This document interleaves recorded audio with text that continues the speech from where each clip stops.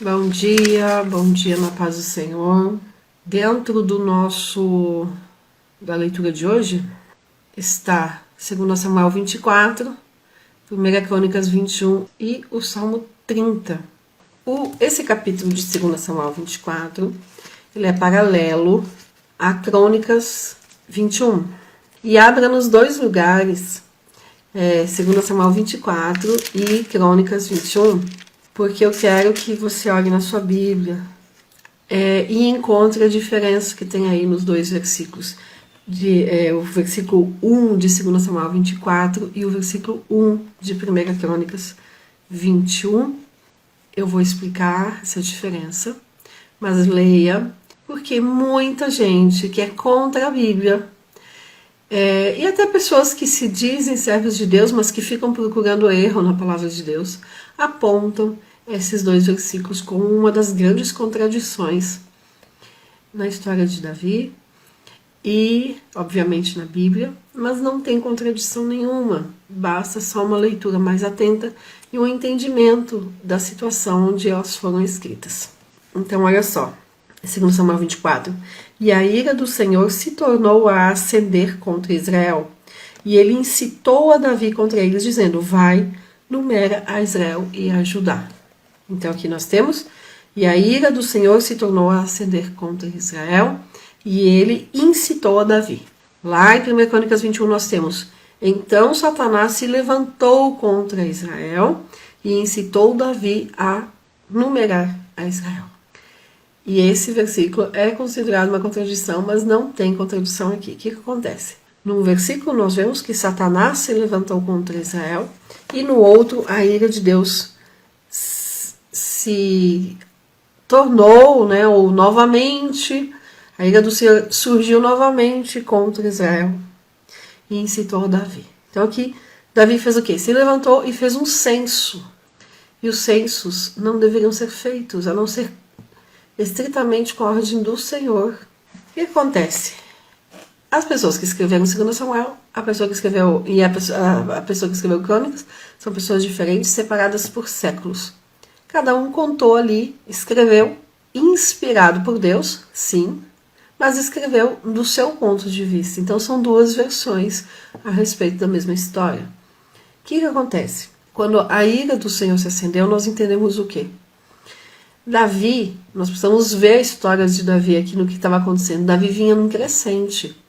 Ele era o rei poderoso. Aí ele peca ali com Batseba. Depois ele passa anos, aí mais de 10 anos, convivendo com as consequências do seu pecado. Depois, novamente, o reino dele entra numa nova fase. E aqui nós já estamos vendo os momentos finais do seu reinado. Davi passou ali o 22 e o 23 engrandecendo a Deus, adorando a Deus, louvando a Deus por tudo que Deus tinha feito com ele, tirando-o lá do pastoreio de ovelhas, menino ainda adolescente, e tornando Davi um grande rei. O que nós entendemos aqui é que ele, depois de fazer toda essa avaliação de vida, de reconhecer sua dependência de Deus, de tudo isso, bateu orgulho. Bateu orgulho em Davi, bateu orgulho na nação de Israel. Tipo, olha só em quem nós nos tornamos. E Davi, que é tão dependente de Deus, se mostra então vulnerável às influências inimigas, vamos dizer assim, já que Crônica cita Satanás. Davi se mostrou um homem como nós, mais uma vez. E aqui é o último pecado, a última falha de Davi antes de sua morte. Então, imagina, esse Davi, rei guerreiro, ele vem aí num crescente, como a gente fala. E aí já no fim do seu reinado, ele reconhece tudo que Deus faz. Ele reconhece toda a sua dependência de Deus. E aí é um momento ali, ele olha para tudo e a nação de Israel ajudando ali. Eles olham e falam, poxa, olha quem nós nos tornamos. E bateu orgulho. É exatamente isso. A ira do Senhor se tornou a acender, ou seja, porque não era a primeira vez que Deus ficava irado com Israel, com Davi. E aí incitou a Davi. Aqui no capítulo 21, então, de Crônicas, então Satanás se levantou contra Israel, porque sim, foi influência de Satanás, usando essa brecha que Davi abriu novamente, o orgulho, porque o orgulho em nós não é Satanás que coloca, o orgulho é nosso, o orgulho é do ser humano. Satanás apenas se aproveita da brecha. Quando ele vê que a pessoa está ficando orgulhosa, soberba, se achando, Satanás vai e aproveita a situação. E foi o que aconteceu aqui com Davi. Certamente Satanás viu ali Davi, orgulhoso do ponto que tinha chegado, e se aproveitou. E quando a gente lê no 2 Samuel 24, que Deus incitou Davi, é no sentido assim, se Deus não... Deus é que permitiu Satanás se achegar a Davi. Se Deus não permitir, ele não teria chegado. Não é vontade direta de Deus, né? Volitiva, essa vontade direta de Deus. É permissão, não é vontade permissiva. Deus permite que Satanás se achegue a Davi, o influencie ele para desobedecer a Deus, para fazer algo que não era para fazer, que aqui no caso foi o censo. Então, não tem contradição entre 2 Samuel 24 e 1 Crônicas 21. São duas pessoas contando a mesma história, e uma falando, foi Satanás, e a outra dizendo, Deus é que permitiu. Esse incitou é no sentido de permissão. Então, não tem contradição, mas precisamos ter esse entendimento, que tudo que nos acontece, uma parte é vontade direta de Deus, e a outra parte, que Deus permite que nos aconteça, certamente, ou para o nosso aprendizado, ou para nos desenvolver em alguma área, ou para nos quebrar. Que aqui no caso, como Davi, foi para quebrar Davi. Ele já estava ali no fim do seu reinado, apresentando essa soberba, esse orgulho. Então foi para quebrar e mostrar para Davi que ele precisava era ser dependente de Deus, que ele tinha perdido. Essa dependência que ele tanto falou nos capítulos 22 e 23 aqui de 2 Samuel. 2 Samuel 24. A numeração do povo e o juízo de Deus. Dos versículos 1 ao 9, o censo e a vaidade de Davi. Do 10 ao 17, o juízo de Deus sobre Davi. E do 18 ao 25, o altar da reconciliação. Davi, então, ele faz um censo do povo, sem essa ordem de Deus, sem autorização de Deus. E como juízo, Deus deu um juízo, então, o povo foi castigado com uma praga que matou 70 mil pessoas. A praga só cessou depois que Davi se arrependeu e pediu perdão e ofereceu holocaustos e ofertas pacíficas. Vamos ver então isso. Eu já li né? O 2. Disse, pois, o rei a Joabe, chefe do exército, o qual tinha consigo. Agora, rodeia por todas as tribos de Israel, desde Dan até Berseba, e numera o povo, para que eu saiba o número do povo. Então disse Joabe ao rei, ora, multiplique o Senhor teu Deus a este povo 100 vezes, tanto quanto agora. E os olhos do rei meu senhor o vejam, mas por que deseja o rei meu senhor esse negócio? O que acontece? O próprio Joabe, o líder do exército de Davi, ele sabia que era proibido fazer censo sem a autorização de Deus. Por causa daquela promessa que Deus fez a Abraão, multiplicarei a tua descendência como a areia do mar, como a areia da praia e como as estrelas do céu. Por causa dessa promessa, não era para fazer censo sem autorização de Deus. Era para crer que Deus havia multiplicado o seu povo tanto quanto a areia da praia e as estrelas do céu. Ou seja, de forma incontável, por causa dessa promessa de Deus a Abraão, que não podia fazer censo.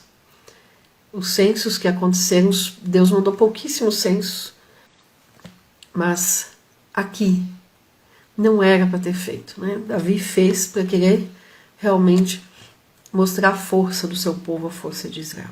No versículo 4, porém a palavra do rei prevaleceu contra Joabe e contra os chefes do exército, ou seja, nem Joabe queria fazer, nem os chefes do exército. Então eles saíram e foram numerar o povo. E passaram o Jordão e puseram-se em campo junto a Aroé, à direita da cidade. Vieram à cidade, a Gileade no 6, vieram à fortaleza de Tiro no 7. O 8, assim rodearam por toda a terra, e ao cabo de 9 meses e 20 dias, 9 meses e 20 dias, que era para o exército estar em casa, porque aqui eles tinham tempo de paz e tempo de guerra. Não era o tempo de sair para a guerra, era o tempo de ficar em casa, e eles saíram para contar ao povo. 9 meses e 20 dias voltaram a Jerusalém. E Joabe deu ao rei a soma do número do povo contado. Está lá no versículo 9. Havia em Israel 800.000 homens de guerra, que arrancavam espada, e os homens de Judá eram 500.000 homens. Então tinha aí um exército de 1.300.000 homens. E aí, quando eles apresentaram esse número para Davi, Davi caiu em si. E falou, poxa, eu errei. Eu pequei. E agora? Lá no versículo 10. E o coração doeu a Davi, depois de haver numerado o povo. E disse Davi ao Senhor, muito pequei no que fiz. Porém agora, ao Senhor, peço-te que traspasses a iniquidade de teu servo, porque tenho procedido muito loucamente. Olha só, parece que é muita gente, né? 1.300.000. Cidade de São Paulo, né? Só a cidade aí deve ter 12, 13 milhões. A grande São Paulo com ABC junto, Diadema, enfim, deve ter aí, eu não sei atualizado, mas a última vez que eu olhei tinha 21 milhões de pessoas, deve estar com 22, 23. Você tem ideia de quantos milhões que há a nação de Israel hoje? Aqui foi 1.300.000 homens que lutavam no exército. E aqui, para lutar no exército, era acima de 20 anos. Então, se nós considerarmos mais uma mulher e 2 filhos, né? E multiplicar, então, 1.300.000 aí por 3, ou por 4, vai dar aí 5, 6 milhões, dependendo por quanto que a gente multiplicar. Não é tanta gente. É menos do que a cidade de São Paulo. Hoje, vocês têm ideia de quantas pessoas que tem em Israel? A população, ela não muda assim.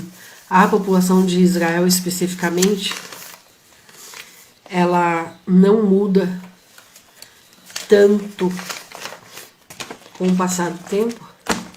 Em Israel, morando em Israel hoje, tem aí cerca de 6,5 milhões de pessoas. Não é tanta gente em Israel. Só que espalhados no mundo, os judeus espalhados no mundo tem mais 8 milhões, né? Tem mais 8 milhões. Então hoje tem mais judeus espalhados pelo mundo, pelas nações, do que em Israel. Então o total de judeus são 14,5 milhões no mundo. Desses 14,5, 6,5 moram em Israel. Tá? E o restante está aí espalhado pelo mundo.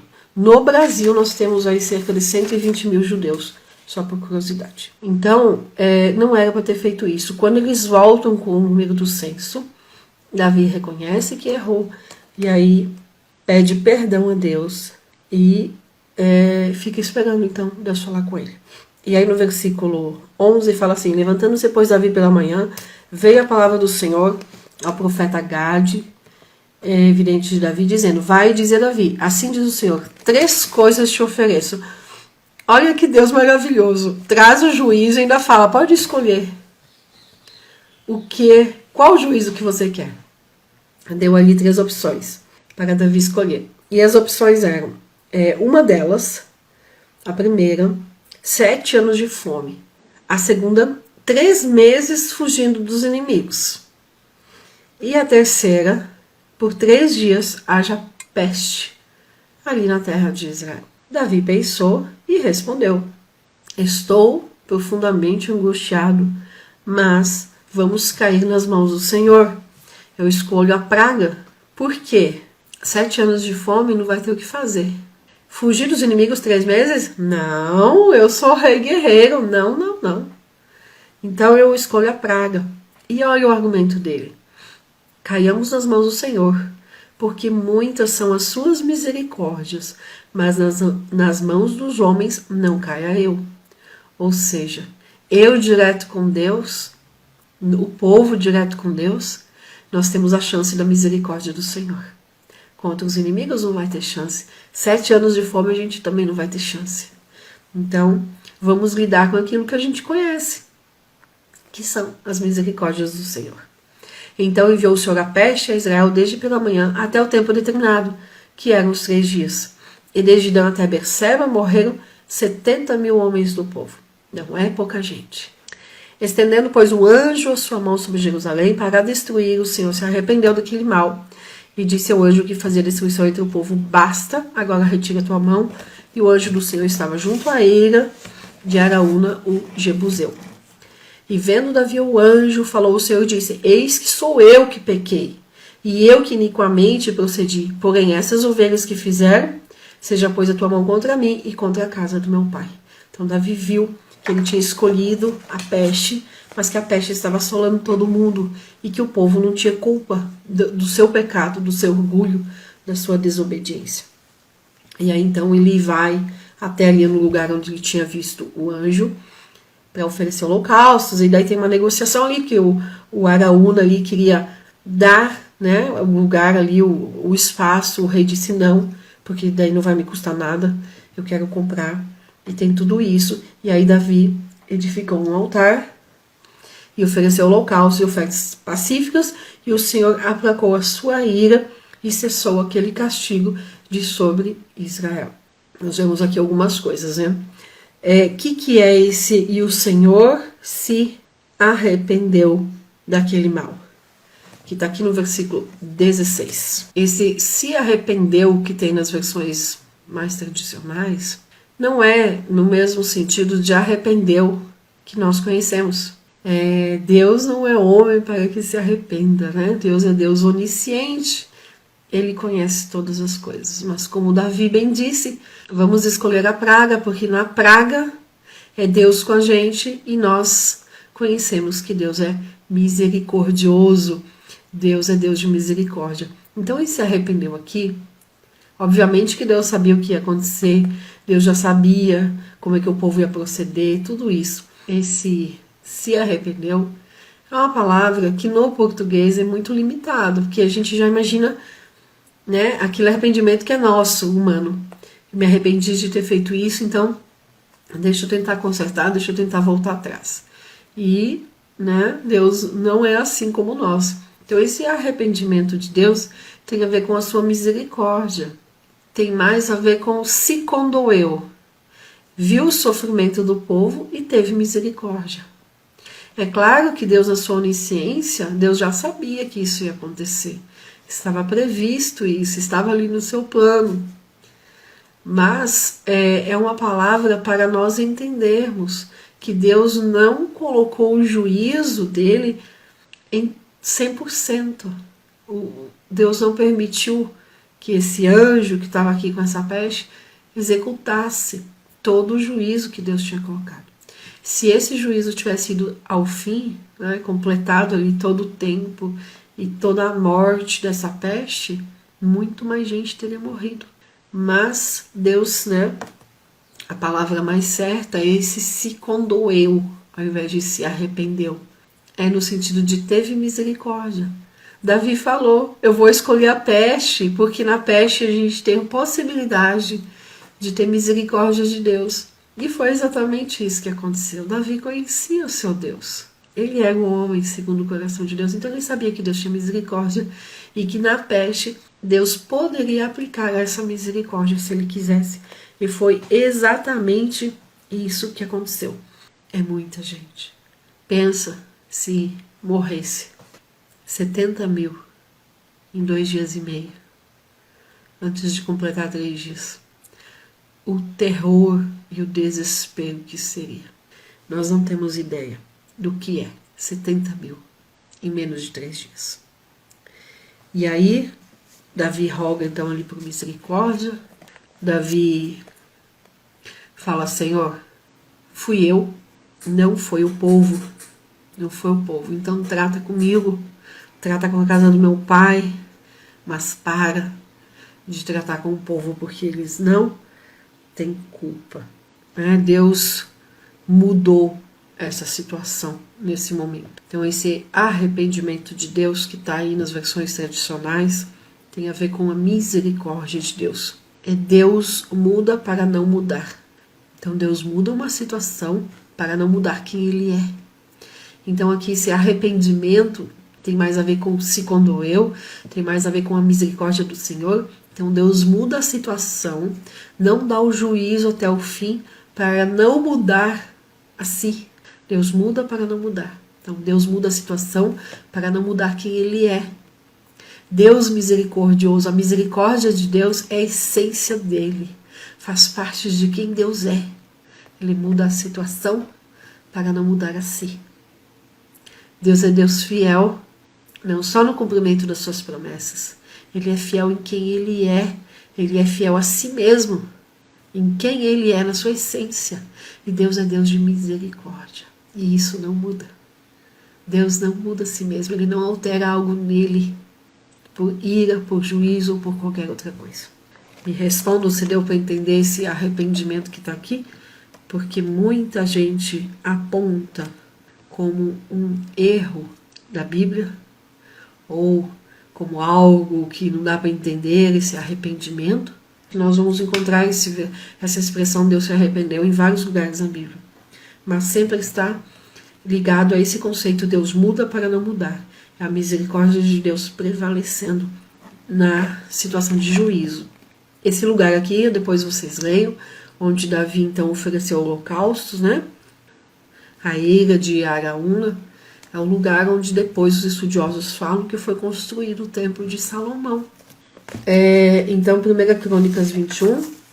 Então, 1 Crônicas 21 tem ali alguns detalhes diferentes, algumas coisas, mas é um texto, é um capítulo paralelo. E aí a única coisa que eu queria comentar aqui de Crônicas 21 era exatamente isso de o versículo 1 ali, né? Satanás incitando, ele se levantou contra Davi, e lá em 2 Samuel 24, Deus então permitindo que isso acontecesse. Nós temos uma diferença aqui de número no censo. 1 Crônicas é dito o quê? Em todo Israel eram 1.100.000 homens, dos que tiravam a espada. Em 2 Samuel 24 e 9, é dito 800.000 homens valentes que tiravam a espada. Então esses 300.000 homens, essa diferença de 300.000 homens, eram soldados jovens que não poderiam ser chamados de valentes. Então, a expressão, né? Era contado no exército de Israel acima de 20 anos. Lá, em 2 Samuel 24, eles contam só os homens valentes. Esses valentes já eram homens experientes de guerra, que já tinham participado de outras guerras. Aqui, essa diferença de mais 300, eram então esses jovens que não tinham participado de luta ainda. Eram soldados jovens, que não podiam ser contados como valentes, do jeito que está lá em 2 Samuel 24. A mesma coisa acontece com Judá. Então, olha que interessante. A nação era unificada, desde que Davi se tornou rei, lá no início do livro, né? Rei sobre todo Israel, que antes ele havia sido só de Hebron. Israel unificada, mas lá eu já tinha dito, nós vamos ver um momento que essa unificação, ela é superficial. Por baixo sempre tem ali um ruído entre as tribos de Judá e Benjamim contra as outras 10 tribos, chamadas de tribos de Israel. A gente vê que até na contagem aparece essa contagem separada, o que é de Judá e Benjamim e o que é as outras 10 tribos. Então, a mesma coisa é com a contagem de Judá. Lá em 2 Samuel 24, 9, os homens de Judá eram 500.000. Aqui em 2 Crônicas é registrado o número de 470.000 homens. Então, esses 30.000 de diferença eram os homens não experientes, não treinados para a guerra, mas que tinham completado a idade para a guerra, desde a última guerra até o dia do censo. Essa é por isso que tem essa diferença, né? São duas contradições aparentes que as pessoas apontam, mas que não existe. Aqui em 2 Samuel 24, o versículo 1, e depois 2 Samuel 24, versículo 9, em relação a Crônicas 21, 1 e Crônicas 21 e 5. Então essas diferençazinhas eram os homens, os valentes, os que já tinham participado de guerra, e os que não eram valentes porque não tinham experiência de guerra, mas que tinham completado idade para a guerra nesse intervalo entre uma guerra e outra.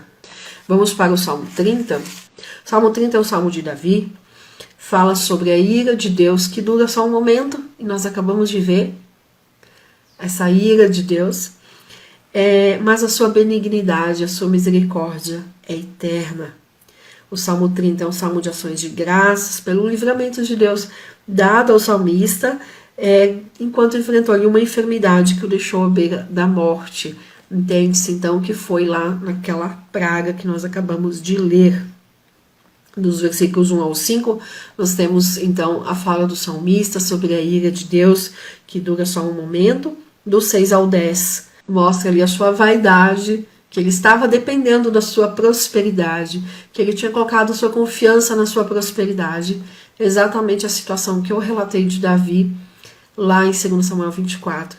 Davi ali se achando, então essa dependência de si, dependendo ali só da sua prosperidade, do que tinha alcançado.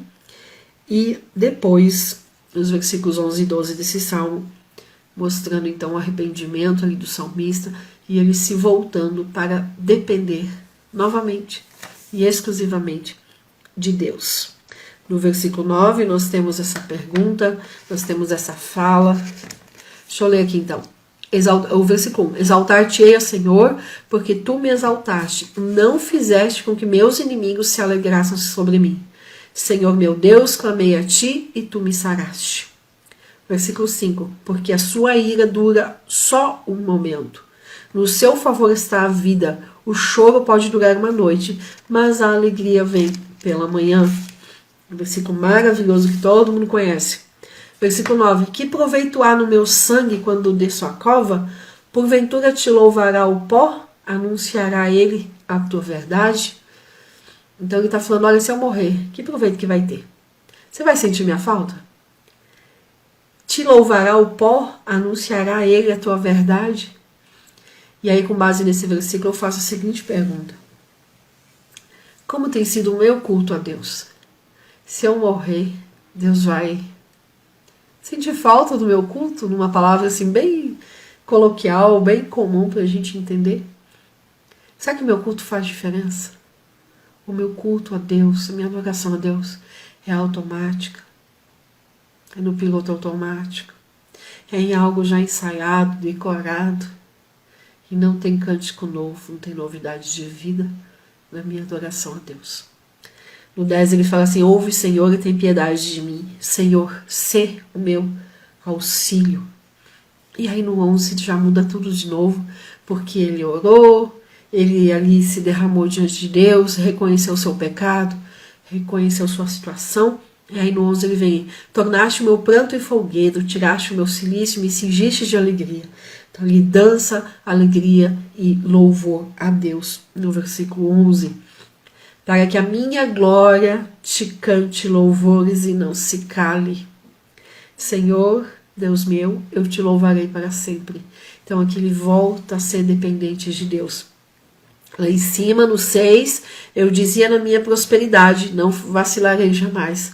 Ou seja, eu sou autossuficiente. No 6. Aqui no 12 ele já fala assim, olha, tudo que eu tenho, a minha glória, isso que eu alcancei, é para louvar a Deus, é para glorificar a Deus. E esse é o entendimento que nós temos que ter, que tudo que nós fazemos, tudo que nós temos, tudo que nós somos, é para glorificar a Deus. E sempre a pergunta, estamos fazendo isso? Eu estou glorificando a Deus com tudo que eu faço? A minha vida glorifica a Deus? Se eu morrer hoje, vai fazer diferença? A minha vida vai fazer diferença? E aí eu quero só trazer uma palavrinha, esse um momento que está aqui no versículo 5, olhem na Bíblia de vocês, Salmos 30, versículo 5, porque a sua ira, a ira de Deus dura só um momento. Citar essa expressão mesmo, um momento. Esse um momento vem de uma palavrinha no hebraico, rega, algumas pessoas falam rega, mas não é de regar flores, né, não, que significa um momento muito rápido. E o melhor exemplo do quão breve é esse momento é uma piscada de olhos. Em alguns lugares vamos ler piscada, é a mesma palavra. Pisca agora seu olho aí. É esse tempo que dura a ira de Deus. Porque se a ira de Deus durasse mais que isso, nós não aguentaríamos. E Davi contou com isso, que a ira de Deus é um momento, é uma piscada de olhos, mas a misericórdia do Senhor dura para sempre. Amém? Deus abençoe, Deus recompense, Deus guarde a cada um de vocês e a família de vocês no dia de hoje. Deus abençoe.